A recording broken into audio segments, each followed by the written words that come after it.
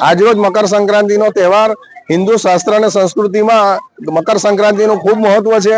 આજથી સૂર્યનારાયણ ઉત્તર દિશામાં ગતિ કરે છે અને તેના કારણે આજે ઉત્તરાયણનું મહત્વ છે અને તેમાં ગૌ માતાનું આજે દાન કરવું એ પુરાણોમાં એની શ્રેષ્ઠતા છે. અનેક ગણું લાખ ગણું દાન મળે, એનો પુણ્ય પ્રાપ્ત થાય છે.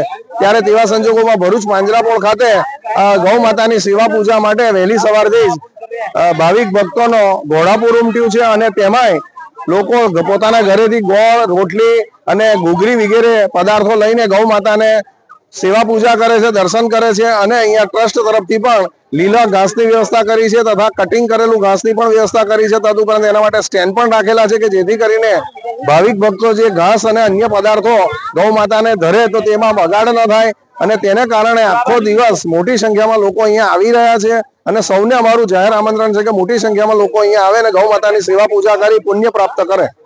મકર સંક્રાંતિ નિમિત્તે ભારતીય સંસ્કૃતિને જાળવી રાખવા બદલ સંસ્થાના આગેવાનો અને કાર્યકરોનો ખૂબ ખૂબ આભાર અને ઘણું સારું કાર્ય કરે છે અને ગાયોની રક્ષા પણ સારી રીતે કરે છે. એ બદલ ખૂબ ખૂબ આભાર.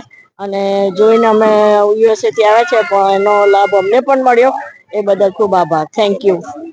ચંદ્રભાઈ ટેલર, યુએસએ થી આવ્યો છું અને મૂળ ભરૂચ રહેવાસી છું અને અહીંયા ઘડી હું મનીષાનંદમાં રહેતો હતો અને પાંજરાપોળમાં આજે આવ્યો મકર સંક્રાંતિ તહેવાર નિમિત્તે.